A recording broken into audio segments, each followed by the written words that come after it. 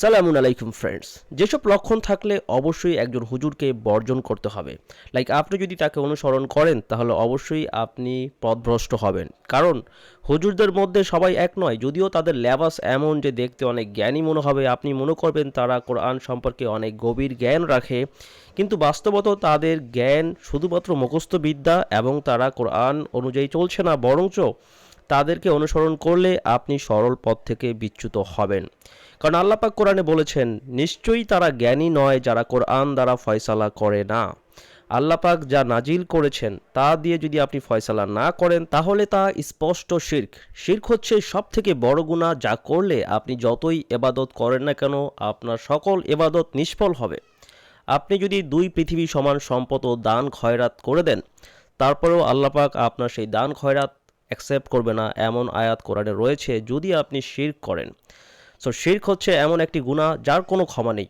আল্লাহ পাক কোরআনে 6 নম্বর সূরার 114 নম্বর আয়াতে বলেন, আমি কি আল্লাহ ছাড়া অন্য কাউকে বিধানদাতা স্বরূপ গ্রহণ করব যখন তিনি নাজিল করেছেন বিস্তারিত কিতাব। অর্থাৎ যখন আল্লাহ পাক আপনার নিকট বিস্তারিত কিতাব নাজিল করেছেন তা সত্ত্বেও কি আপনি অন্য কাউকে বিধানদাতা স্বরূপ গ্রহণ করবেন? কোরআন হচ্ছে আমাদের জন্য বিধান। কোরআনের বাহিরে যদি আমরা অন্য কোথাও থেকে বিধান তালাশ করি, শরিয়ার আইন কিভাবে চলতে হবে, কি করতে হবে, এই বিষয়গুলো আমাদের রব সিলেক্ট করবেন, যিনি আমাদেরকে সৃষ্টি করেছেন। এই বিষয়ে যদি কোনো মানুষ ফতুয়া জারি করে যে এটা করতে হবে এবং আপনি সেটা মান্য করেন, মেনে চলেন, then you are dead wrong, you will surely go astray after this. এটার পরে আপনি অবশ্যই পথভ্রষ্ট হবেন। কারণ আল্লাহ পাক আপনার জন্য যেই বিধান নাজিল করেছে, বিস্তারিত গ্রন্থ, সেখানে আপনার জন্য সকল গাইডলাইন রয়েছে। সো আজকের ভিডিওতে আমি আপনাদেরকে বলছি এমন সব হুজুরদের সম্পর্কে যাদেরকে দেখতে অনেক জ্ঞানী মনে হয়। আপনি মনে করবেন সে কোরআনে অনেক জ্ঞান রাখে, কোরআন সম্পর্কে অনেক জ্ঞান রাখে, কিন্তু প্রকৃতপক্ষে তারা পথভ্রষ্ট। লাইক আমি যখন মসজিদে নামাজ পড়ার জন্য যেতাম, আমি সবসময় প্রতিযোগিতা করতাম মসজিদে একবারে প্রথম কাতারে ইমামের সাথে দাঁড়ানোর জন্য, এবং আজান হওয়ার সাথে সাথে আমি চলে যেতাম এবং আমি প্রতিযোগিতা করতাম সবার প্রথমে সেখানে যাওয়ার জন্য এবং সব থেকে ভালো স্থানে দাঁড়ানোর জন্য। এবং আমার সাথে প্রতিযোগিতা করতো আরেকজন মধ্যবয়স্ক লোক, যার দাড়িগুলো একেবারেই সাদা এবং উনি অনেক এবাদতে অনেক বেশি গভীর ছিলেন। আমি দেখতাম প্রায় সময় উনি আমার আগে সেখানে উপস্থিত থাকতেন এবং আমি যেখানে দাঁড়ানোর চেষ্টা করতাম উনি দাঁড়িয়ে যেতেন। অনেক সময় আমি দাঁড়িয়ে যেতাম, অনেক সময় উনি। সো আমাদের মাঝে একটি কম্পিটিশন চলতো। উনি যখন রাস্তায় হাঁটতো, উনি হেলে ঢেলে জিকির করতে করতে হাঁটতো। দ্যাট মিন্স উনি ডিভোটেড ছিলেন, এবাদতে ডিভোটেড ছিলেন। কিন্তু সমস্যা কোথায়? একদিন ফজর নামাজের পর আমি লক্ষ্য করলাম উনি মসজিদ থেকে বের হয়ে আমাদের বাসার সাথে যে মসজিদটা, সেটার সাথে রয়েছে একটি মাজার অ্যাটাচ, ওটার সাথে সম্পৃক্ত একই সাথে। সেইখানে উনি ফজর নামাজ শেষে গিয়ে সেজদা করলেন। আমি যখন দেখলাম উনি ওইখানে গিয়ে মাজারে সেজদা করেছে, আমি তখন আর সেই মসজিদে আজ পর্যন্ত আর নামাজ পড়তে যাইনি। আমি সেই মসজিদে যাওয়া বন্ধ রেখেছি। কেন? কারণ আল্লাহ পাক নির্দেশ দিয়েছেন যে মসজিদে শিরক হয় সেখানে যেন আমরা ভুলেও সালাতের জন্য না দাঁড়াই। এবং অন্য আরেকটি মসজিদে আমি যখন রেগুলার নামাজ পড়তাম, সেখানের যারা বয়স্ক লোকেরা ছিল, মুরব্বী যারা ছিল, তারা আমাকে দেখতো এবং একদিন তারা আমাকে প্রশ্ন করলো, বলল, আপনি এক রাকাত সালাত পড়ার পূর্বেই আমাদের হুজুর, আমাদের ইমাম সাহেব 4 রাকাত নামাজ পড়ে বাসায় গিয়ে শুয়ে থাকে, উনি এত তাড়াহুড়া করে।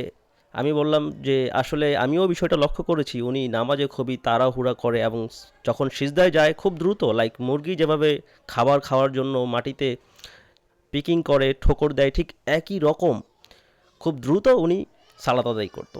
যখনই ওনার জামাতে সালাত পড়া শেষ হতো, উনি পার্সোনালি যেই সালাত পড়তেন, লাইক সুন্নাহ, অনেক সময় নফল, এই সালাদগুলো উনি এত দ্রুত পড়তেন, যেমন এক রাকা পড়তেই উনি 4 রাকা পড়ে ফেলতেন। আপনারা বুঝতেই পারছেন, জাস্ট ভেরি ফাস্ট পরে উনি বাসায় চলে যেতেন। ওনার রেস্টিং, যেখানে রেস্ট নেন সেখানে স্টাফ কোয়ার্টারে বা হোয়াটএভার চলে যেতেন। সো সবাই বলল যে এটা এমন কেন? আমি তাদেরকে বললাম যে হ্যাঁ, আমিও এটা লক্ষ্য করেছি যে উনি সালাতে খুব তাড়াহুড়া করে। এর কারণ আমরা আল্লাহর বিধান অনুসরণ করছি না। আল্লাহ পাক বলেছেন, অনুসরণ করো তাকে যে বিনিময় গ্রহণ করে না। যখন আপনি মসজিদে টাকা দিয়ে ইমাম নিযুক্ত করবেন, সেখানে অনেক ভালো ইমাম অবশ্যই থাকবে যারা আল্লাহর প্রতি নিবেদিত, যারা রাতে দণ্ডায়মান হয়, যারা প্রকৃতপক্ষে আল্লাহকে ভালোবাসে। আবার অনেক মুনাফিক সেখানে থাকবে ছদ্মবেশে, টুপি পাঞ্জাবি পরে। তারা আপনাদেরকে আল্লাহর বিধান শিক্ষা দিবে, কোরআন থেকে আয়াত পড়বে। আপনি মনে করবেন খুবই আল্লাহওয়ালা লোক, কিন্তু তাদেরকে চেনার কিছু সহজ লক্ষণ রয়েছে। সেটা হচ্ছে সে এবাদতে বেশি গভীর থাকবে না।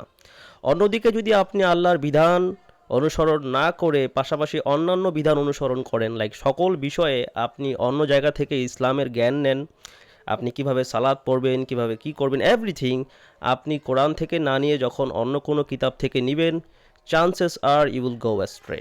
খুব ভালো হাই চান্স রয়েছে যে আপনি ভুল পথে যাবেন। কেন?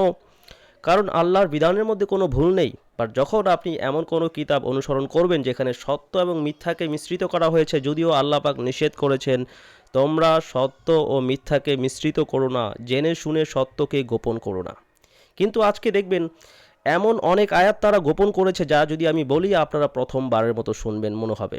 আমি যখন বলি সালামুন আলাইকুম, তখন সবাই বলে যে এই সালামটা তো ভুল। অথচ 6 নম্বর সূরার 54 নম্বর আয়াতে আল্লাহ পাক বলেছেন নবীজিকে, আমাদের সালামুন আল্লাহ মোহাম্মদ আমাদের নবীকে আল্লাহ পাক আদেশ করেছেন, হুকুম করেছেন, যখন আমার আয়াতে বিশ্বাসী লোকেরা তোমার কাছে আসবে তাদেরকে বলো সালামুন আলাইকুম। অর্থাৎ এই সালামটি বলার নির্দেশ দিয়েছেন। এছাড়াও নবীদেরকে কিভাবে সালাম প্রেরণ করতে হয় সেটাও আমাদেরকে শেখানো হয়েছে, এবং নবীদের মাঝে কোনো পার্থক্য সৃষ্টি করতে কোরআনে নিষেধ করা হয়েছে। এই প্রত্যেকটা আয়াত এক একটা থিওরির মতো আপনাকে মানতে হবে। আপনি যদি একটা আয়াতকে অমান্য করেন তাহলেই আপনি পথভ্রষ্ট হবেন, যেইভাবে অজস্র লোক, আই মিন 90% মুসলিম পথভ্রষ্ট হচ্ছে। এবং কোরআনে আল্লাহ পাক বলেছেন বেশিরভাগ মুসলিম বিশ্বাস করে সাথে শিরকও করে, এটা কোরআনের আয়াত। অতএব আপনি যদি নিজের ডিজায়ারকে অনুসরণ করেন, আপনার মন যা চায় তা অনুসরণ করেন, তাহলে সেটাও শিরক। কারণ আল্লাহ পাক বলেছেন তারা তাদের ডিজায়ারকে, তাদের আকাঙ্ক্ষাকে নিজের রব বানিয়ে নিয়েছেন। অর্থাৎ আপনি নিজের খেয়াল খুশির অনুসরণ করতে পারবেন না, আপনাকে আল্লাহর বিধানকে অনুসরণ করতে হবে। না, আল্লাহর বিধান কি? আল্লাহর বিধান স্পষ্ট, সুস্পষ্ট ভাষায় লেখা রয়েছে, এবং কোরআনকে ব্যাখ্যা করা নিষেধ করা হয়েছে। আমরা শুনি যে কোরআনের ব্যাখ্যা আপনাকে মানতে হবে, আপনি নিজ থেকে ব্যাখ্যা করতে পারবেন না। কোরআনে আল্লাহ পাক বলেছেন কোরআন ব্যাখ্যা করা নিষেধ। 3 নম্বর সূরার 7 নম্বর আয়াতে আল্লাহ পাক বলেছেন, কোরআনে 2 রকমের আয়াত রয়েছে। একটা হচ্ছে সহজ সরল আয়াত, যেটা পড়লেই আপনি অর্থ বুঝতে পারবেন, সেটার কোনো ব্যাখ্যার প্রয়োজন নেই, যে কেউ পড়লেই সেটার অর্থ বুঝতে পারবে। এই আয়াতগুলো হচ্ছে কোরআনের ভিত্তি বিধান, আপনি কিভাবে কি করবেন, সালাত পড়বেন কি করে, জাকাত কিভাবে, এভরিথিং সেখানে দেওয়া রয়েছে সহজ সরল ভাষায়। আবার কিছু আয়াত রয়েছে মুতাশাবিহা, যেগুলোর মাল্টিপল মিনিং ভার্সেস, যেগুলোর একাধিক অর্থ আসে, এবং আল্লাহ পাক বলেছেন এই একাধিক অর্থ যে সকল আয়াতের আসে সেই আয়াতগুলোর অর্থ আল্লাহ ছাড়া কেউ জানেন না। আর যাদের মনের মধ্যে বিচ্যুতি রয়েছে, ডেভিয়েশন রয়েছে, তারাই এই আয়াতগুলো ব্যাখ্যা করার চেষ্টা করে মানুষের মধ্যে মত পার্থক্য সৃষ্টি করার জন্য। অতএব যেই বিষয়ে, যেই আয়াতের ওপর মানুষের মত পার্থক্য রয়েছে, সেইগুলো যারা ব্যাখ্যা করার চেষ্টা করে তারা আসলে তাদের মনের মধ্যে রয়েছে বিচ্যুতি, তাদের মনের মধ্যে আছে বিচ্যুতি, তারা মানুষের মধ্যে ভেদাভেদ সৃষ্টি করতে, মতপার্থক্য সৃষ্টি করতে এগুলোকে ব্যাখ্যা করার চেষ্টা করে। অতএব তারা মন্দ লোক, যেমনটা আল্লাহ পাক 3 নম্বর সূরার 7 নম্বর আয়াতে বলেছেন। সো মোট কথা, যেই আয়াতগুলো সহজ সরল সেগুলোর ব্যাখ্যা প্রয়োজন নেই, আর যেগুলোর ব্যাখ্যা প্রয়োজন সেগুলোর ব্যাখ্যা আল্লাহ ছাড়া কেউ জানে না। এবং যখনই আপনি কোরআন পড়বেন আপনার অন্তরে আল্লাহ পাক একটা ব্যাখ্যা দিবেন, এবং আল্লাহ পাকের ওয়াদা হচ্ছে সবাইকে একরকম ব্যাখ্যা দিবেন না। কারণ আল্লাহ পাক কোরআনে বলেছেন যে আমি কোরআন দ্বারা মানুষকে পথ প্রদর্শন করি এবং কোরআন দ্বারা পথভ্রষ্ট করি। কোরআন দ্বারাই পথ প্রদর্শন করেন, কোরআন দ্বারাই পথভ্রষ্ট করেন। অতএব সবাইকে একরকম জ্ঞান দেওয়া হবে না, কিন্তু আমাদেরকে বলা হয়, হুজুররা বলে যে আপনি যদি তাফসির অনুসরণ করেন তাহলেই সবথেকে বেস্ট, কারণ আমরা কোরআনকে নিজের মতো ব্যাখ্যা করতে পারবো না। অতএব আমাদেরকে একটা নির্দিষ্ট ব্যাখ্যা অনুসরণ করতে হবে। কিন্তু বাস্তবিক ক্ষেত্রে আপনি যদি দেখেন তারা এক একজন এক এক দলে বিভক্ত, তাদের প্রত্যেকের ব্যাখ্যা ডিফারেন্ট, এক একজন একই আয়াতের ভিন্ন ভিন্ন অর্থ বের করে নিয়ে আসবে। কেন? কারণ এটাই আল্লাহর ওয়াদা, উনি সবাইকে একরকম বুঝ দিবেন না, একরকম জ্ঞান দিবেন না। অবশ্যই এক এক মানুষকে তার ঈমান অনুযায়ী জ্ঞান দেওয়া হবে। যেমনটা আল্লাহ পাক বলেছেন আমি কোরআন দ্বারা গাইড করি এবং কোরআন দ্বারা মিসগাইড করি, কোরআন দ্বারা পথ দেখাই, কোরআন দ্বারাই পথভ্রষ্ট করি। তাহলে আল্লাহ পাক বলছেন আমি খারাপ লোক ছাড়া ভালো মানুষকে পথভ্রষ্ট করি না। তাহলে কাদেরকে পথভ্রষ্ট করে? যারা খারাপ। যদি আপনি মানুষ ভালো না হন, আপনার মনটা যদি শক্ত হয়ে যায়, আপনি যতবার পাপ করবেন, যতবার গুনাহ করবেন, আপনার মনটা তত শক্ত হবে। আপনি তত বেশি পাপ করতে গেলে আপনার কোনো ফিলিংস হবে না, মনটা শক্ত হয়ে যাবে। আর আপনি যত দয়ালু হবেন, যত ভালো কাজ করবেন, আপনার মনটা হবে নরম। আর একটা নরম মন কখনো খারাপ কাজ করতে পারে না, কারণ সে সেটা ফিল করে যে আমি খারাপ কাজ করতে যাচ্ছি।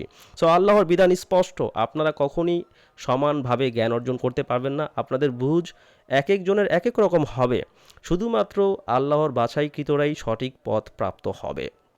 তাহলে হুজুরটা যেমনটা বলছে যে আপনি একটা নির্দিষ্ট তাফসির অনুসরণ করতে হবে, কিন্তু তারা নির্দিষ্ট তাফসির অনুসরণ করেও পথভ্রষ্ট হচ্ছে, মতপার্থক্য সৃষ্টি হচ্ছে, কারণ এটাই অ্যাকচুয়াল আল্লাহর ওয়াদা, যেটা সত্য প্রমাণিত হয়েছে। সবশেষে আপনাদের জন্য আমি একটি গুরুত্বপূর্ণ প্রশ্ন রাখছি। আমি আশা করি আপনারা প্রত্যেকেই এই প্রশ্নটির উত্তর দিবেন যদি আপনি আল্লাহকে ভয় করেন। আল্লাহ পাক সূরা বাকারার 42 নম্বর আয়াতে বলেছেন, তোমরা সত্যের সাথে মিথ্যাকে মিশ্রিত করো না এবং জেনে শুনে সত্যকে গোপন করো না। যেমনটা আপনি দেখলেন সালামুন আলাইকুম, এই সালামটি আপনি কখনো শোনেননি, আপনি মনে করেন যে এটা বানানো হয়েছে, বানোয়াট, অথচ 6 নম্বর সূরার 54 নম্বর আয়াতে আমাদেরকে নির্দেশ করা হয়েছে সালামুন আলাইকুম বলার জন্য, সরাসরি নির্দেশ, আল্লাহর আয়াত, কিন্তু আপনারা এই আয়াতটিকে অবজ্ঞা করলেন। এই আয়াতের গুরুত্ব নেই, ইভেন এই আয়াতটি শোনেননি এই পর্যন্ত, মনে করেন যে এটা একটা বানোয়াট, বানানো সালাম। অনেকে বলে এই সালামের অর্থ নাকি ওটের নারী ভুজুরি। মানে একটা লিমিট থাকে ট্রান্সগ্রেশনের, যখন আপনি পথভ্রষ্ট হওয়ার একটা লিমিট থাকে। তারা অনেক কিতাবের অনুসরণ করে এমন দিকে গিয়েছে, তারা কোরআনের আয়াতের বিরুদ্ধেই কটাক্ষ করে উল্টাপাল্টা কথা বলতে থাকে। সো সত্যের সাথে মিথ্যাকে মিশ্রিত করতে সূরা বাকারার 42 নম্বর আয়াতে আল্লাহ পাক সরাসরি নিষেধ করেছেন, সত্যের সাথে মিথ্যাকে মিশ্রিত করো না। আমি যদি কোনো সত্য হাদিসকে অস্বীকার যাইতে, সেটা হবে অনেক বড় ট্রান্সগ্রেশন। আমি অবশ্যই সকল সত্য হাদিসে বিশ্বাস রাখি, কারণ সেগুলো কোরআনের সাথে সদৃশ্য। কিন্তু পার্থক্যটা হচ্ছে আমি সত্যের সাথে মিথ্যাকে যারা মিশ্রিত করে তাদের দলভুক্ত নই। আপনি যদি দেখেন, তারা বলবে যে এই হাদিসটা সহি, এই হাদিসটা জায়েফ বা ভুল, হোয়াটএভার, তারা বলবে যে একটা হাদিস সঠিক আর একটা ভুল। তাহলে আপনাদের কাছে আমার গুরুত্বপূর্ণ একটি প্রশ্ন, যদি হাদিসের মধ্যে সহিহ হাদিস এবং ভুল হাদিস থেকে থাকে, তাহলে সেখানে কি সত্যর সাথে মিথ্যাকে মিশ্রিত করা হয়নি? উত্তরটি অবশ্যই কমেন্টে জানাবেন।